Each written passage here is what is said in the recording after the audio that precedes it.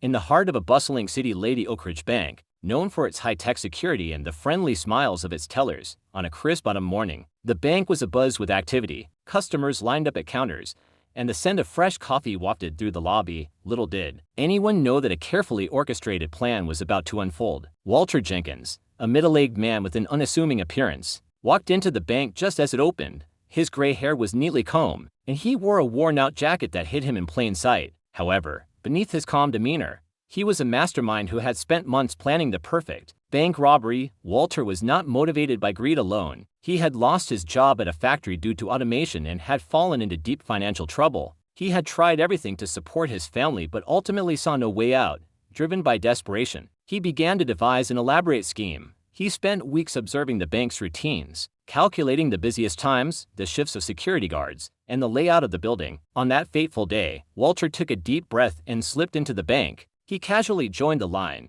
waiting as seconds felt like hours. His heart raced, but he was determined. At precisely 9:15 a.m., he watched as the head teller, Miss Harper, stepped away from her station. In that moment, he made his move. While other customers were distracted, Walter pulled a well-concealed replica firearm from his jacket and rushed to the teller's counter. He raised the weapon and shouted, "This is a robbery. Give me all the cash." His voice trembled, but his eyes were sharp. In a flurry of chaos, people ducked for cover, and screams echoed in the lobby. Miss Harper, taken by surprise, complied, quickly filling a bag with cash from her drawer. Walter's palms were sweaty, and adrenaline pumped through his veins. He couldn't believe it was happening. His heart hammered as he exchanged the bag full of money for promises of his and his family's safety. Just as he turned to flee, the bank's alarm blared, a piercing sound that filled the space and sent everyone into a panic. Walter knew he had little time. He dashed towards the back exit, where he had earlier noticed a maintenance door leading to an alley. Outside, he glanced around frantically and spotted a nondescript van that he had arranged for his getaway. Climbing inside, he ordered the driver, his old friend Tom, to drive as fast as possible. The two were aware of the stakes.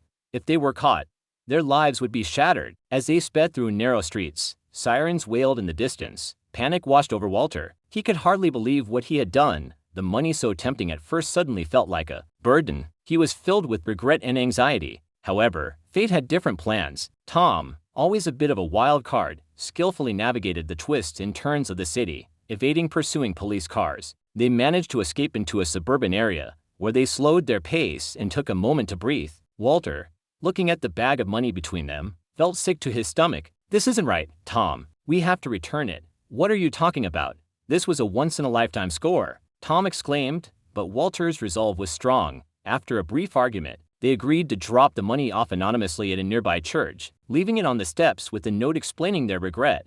It was a strange end to their wild morning, but it felt right. As they drove away from the church, Walter felt a weight lifted off his shoulders. In that moment, he realized that stealing was not the solution. It only bred more problems. Though consequences awaited him, he knew he had taken the first step toward redemption. A few days later, news broke about the robbery. The police launched an investigation, but with no leads or solid evidence. The case grew cold. Walter made the hard decision to find work again, this time focusing on rebuilding his life and making amends.